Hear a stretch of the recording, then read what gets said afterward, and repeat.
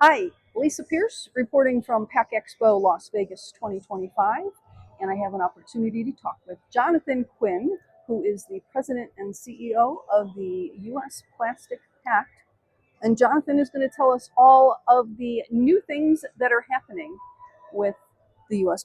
Plastic Pact. And I know one of the things, if I could just say briefly, I was happy to see how much activity there was at the Sustainability Central presentation area. So for anybody thinking that sustainability is taking a back seat in the packaging industry, not so. And Jonathan, you're going to tell us why.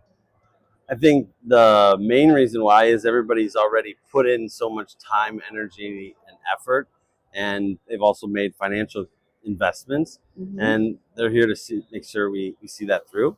And And they've so, made some good progress, but there's yeah, still more to be done. we're not at the point of spiking the football by any means, but this is a moment where we need to continue to push forward and drive progress.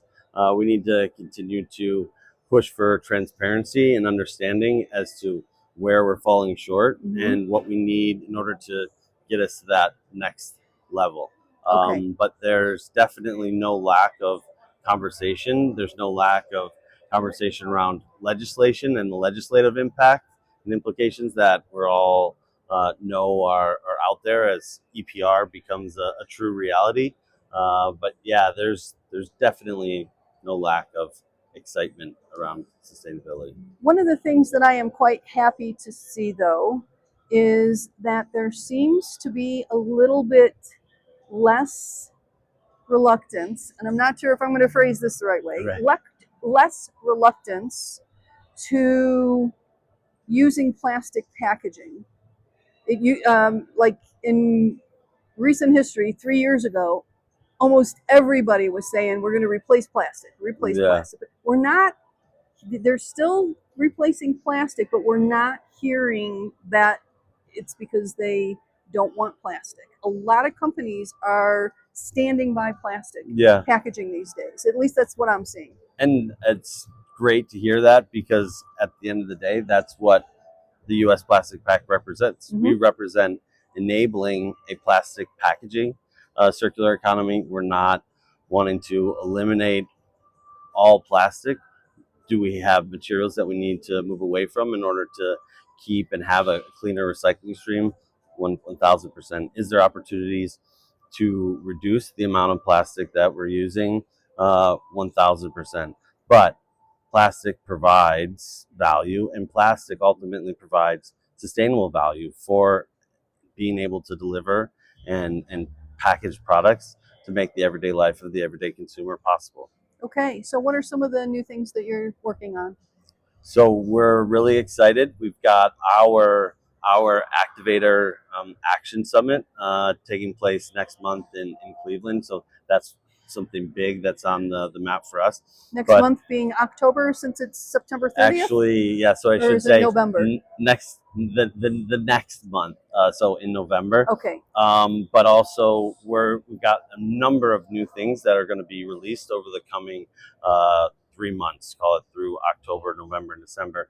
So we're going to be releasing our position paper on advanced chemical and molecular recycling. Yay! So that will be coming, and then we also are going to be putting out our EPR position and kind of what good EPR looks like, particularly focused on plastic and plastic packaging. Okay.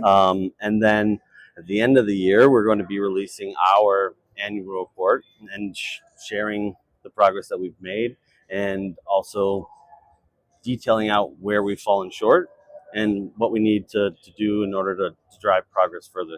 That's really ultimately driving that transparency and really is going to get us to where we need to be. Okay. You know, I think all along the packaging industry has been transparent with itself. The plastics packaging industry has been very transparent. But I think the consumer is still feeling a little bit of the wait a minute now, what's going on?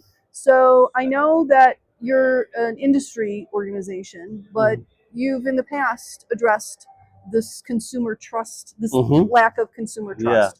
Can you talk about that a little bit? Yeah, I mean, I think maybe one of the last times you and I were together, we were in California, Yeah. and we talked about consumers and their value. I've done the consumer research for years, but what they value materials for when it comes to glass, metal, and paper, they value that for its recyclability. Consumers value plastic for its convenience and its functionality. And if you look at collectively as a packaging industry, we've done a tremendous job of telling each other how great we are, Yes. but we've done an awful job of communicating that value to the consumer. Thus, is what is created, I would say, a consumer habit issue. And so, one of the other things that I really appreciate this question, because one of the other things that we're working on is we've assembled a coalition to tackle what is we're referring to as the wicked plastic waste problem, and it's to enable consumer habit change to get consumers to recycle plastic more. And so this is with a collaboration with ERM Shelton, and we've pulled together a coalition of brand owners and others to bring all the research they've already conducted. But we're going to go out and basically we're going to be developing the advertising campaign that is going to be used to change the consumer habit and to get consumers to recycle more plastic, and so that it doesn't find its way into the environment and it doesn't find its way into landfill, and we're keeping it in the system, and Okay. getting consumers to value the material is one of the key elements. Now, that ad campaign will be a subsequent outcome of this. Now, we don't know what that could look like, because that could look like creating educational programming in schools to teach kids about the value of plastic, to get them to relay the message. Now, this is a hypothesis of mine, but I could be very wrong. But that's why we're doing the research. We're doing the hard work ahead of it to make sure that when we do go out and put the subsequent campaign, that it's going to be driven for success. What's the timeline for all of that? So this will be kicking off in October, November of this year, Okay, and that's fourth it'll quarter be 2025. Okay. yeah, and that'll be about a 12-month process of doing the data across the country, and really doing some real in-depth data and research, but also compiling all the data from those that are part of this coalition, the research that they've already done. So we're not repeating work. We're only going to do the added work that Okay. is needed. Makes sense. Why double up the effort? Exactly. Sure. What do you expect to come out of that research? Do you have any expectations? And I know I'm not saying you're gonna, fudge the data or anything like that, but I'm just saying, what are you looking for from this? I think ultimately we have to understand what's keeping consumers from recycling plastic. Okay. I think if we just reflect on ourselves and look at in our houses, we only really recycle what's in the kitchen. People forget about recycling when it's outside the kitchen, and so those are some of the things. I ultimately do believe it's a consumer value related issue, so the consumers Okay. don't place a value on the material, thus they are not necessarily driven. But again, that's why we got to do the research. Yeah. And in previously looking at consumer facing campaigns when it comes to plastic and plastic packaging, I don't think the research was really done to the depth to make this happen. Okay, that's good that you're looking for those insights first. I have to say though, one of the things that I think of when you said you recycle what's in the kitchen, maybe I'm a little different because I'm in the packaging industry and I recycle differently. Partly because I know what I can recycle and what I can't, and that education side of things is still very critical on the consumer side. But I was just thinking, what we really need is homes that have pneumatic tubes that you could just put anything in it and push a button and it'll go ding right to the recycle bin.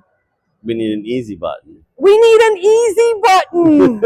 There it is. That's it. I love that, Jonathan. You, when we get together, we solve all the world's problems, don't we? I don't know if we solve them all. Well, we get a good start. We do. Yes. We do. Yes. Okay. Wonderful. Anything else that we need to know about? No, I think I remain really excited about what lies ahead for the Pact. I think we've got a bunch of new members that have joined, and we've got some others that are pretty big ones that are really close. Okay. And the momentum that we're bringing into the new year is something that I'm really proud of and really excited about. And so I always tell my team this, that the best is yet to come from the Pact, and that we're going to continue to drive impact, but ultimately enable a plastic packaging circular economy. Okay, excellent. That's the goal. It's always good to have a very clear goal, because the clearer it is, the easier it is to work toward it. So thank you, Jonathan. No, thank you. Always a pleasure.